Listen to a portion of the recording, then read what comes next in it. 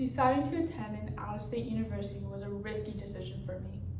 I was far from home without a support system to help me if something went wrong.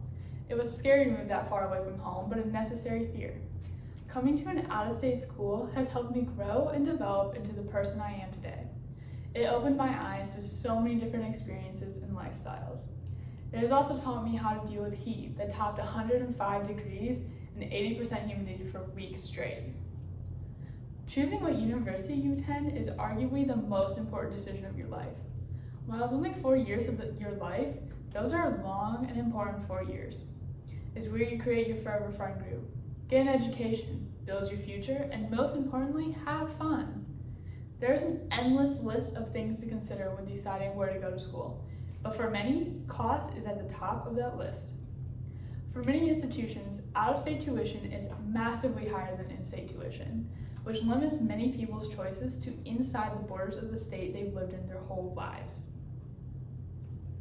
It's extremely easy to say that college tuition should be the same, whether it's in-state or out-of-state, but there's more to it than just trying to figure out or trying to keep out-of-state students as just that, out-of-state.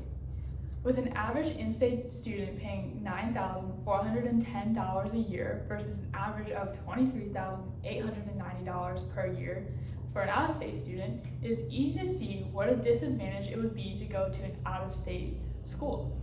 The main reason colleges charge out-of-state tuition is because an out-of-state student hasn't paid the specific state taxes that the school is in. Public institutions are subsidized by tax dollars, so an out-of-state student hasn't paid those taxes that help subsidize the school. The higher out-of-state cost is to make up for those unpaid taxes. The higher cost in tuition brings in more revenue for the school. This is a big bonus for schools. It allows more funds to spend on new buildings, professors, or even technology. Money is a driving factor behind a lot of decisions, so it seems very discouraging to know that out-of-state tuition can bring in so much extra revenue for schools. This makes the solution a little harder than just saying to make the price of tuition equal for all. Don't fear though, there is a solution.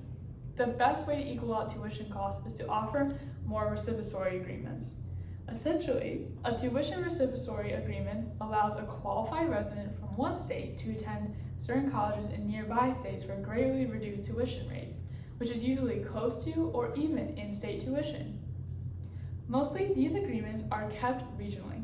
For example, the Midwest Student Exchange Program includes a few states that allow for a tuition reciprocity agreement, but only in the Midwest, and not all Midwest states participate. Of all the Midwest states, only 8 participate. This includes Indiana, Kansas, Minnesota, Missouri, Nebraska, North Dakota, Ohio, and Wisconsin. With these limiting factors, it can still be hard for students to get reduced or in-state tuitions when going out of state. Tuition reciprocity agreements could be our savings grace though when trying to solve the issue with in-state versus out-of-state tuition. It would be easy to set up as a trade deal almost. This way, each state could look at how many people want to go to an out-of-state university and how many students want to come to a university in their state. They would trade those in-state tuition spots for the other state's in-state tuition. For example, let's say 500 people from South Carolina want to come to Michigan for school, and 500 people want to go to school in South Carolina. South Carolina and Michigan would trade these 500 students with each other. The idea would be that each school is still getting the same amount of money as if the 500 in-state students went to their respective in-state schools. This would give many students who wouldn't have ever had the option to leave their state the chance to see a new culture and setting. Now, what would happen if only 300 South Carolinians want to go to Michigan, but 500 Michiganders still want to go to South Carolina? This is where the compromise would have to happen.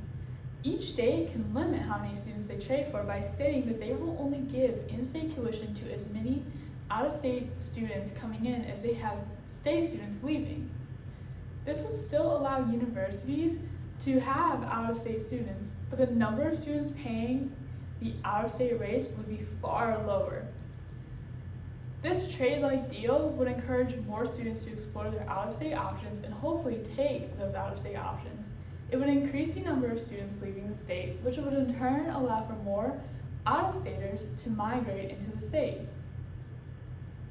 Now, this would make the whole admittance process more difficult for schools to process. It would take more number crunchers to decide how many students they are willing to trade for. The easiest way to process something like this would be to use the numbers from the previous year. Now, the number of people leaving the state versus coming into the state would change every year, but it's going to stay roughly constant. You're not going to have a 1,000-person increase or a 1,000-person decrease every year. Using the numbers from the year before would allow for schools to officially state how many students from each state they are willing to take in, before cutting off the in-state tuition trade deal. This would make the admissions process more competitive and encourage students to get applications in early. Increased competition to attend these out-of-state universities will have an additional benefit as well. Students will want to beat out their competition, which will make them work harder in school to achieve good grades. It will also encourage them to push themselves socially by joining clubs or participating in sports and even getting themselves out into the community more with more volunteering. This will create better rounded students who will enter college with more ideas and be brighter than they were without the reciprocity agreements. Creating and implementing these reciprocity agreements is going to take a lot of time and patience. While these agreements have been done on a smaller scale that isn't nationwide, it is still possible to put in place. Every state is going to have their own agenda. Some will be willing to have a very high amount of reciprocity agreements, while other universities will only want to accept a few select students. This is going to raise some challenges, but I believe having a board or a group to monitor and help control all these different agendas would help make the process more organized. It would also give students a place to go find the exact details of what schools are accepting from where and how many students they will take. Going to an out-of-state university is a scary and daunting task. It can be very expensive, and this expense can deter many students from pushing themselves out of their comfort zones. It is not a decision many will regret, as it opens your eyes to a whole different place, culture, and group of people that you have never encountered before.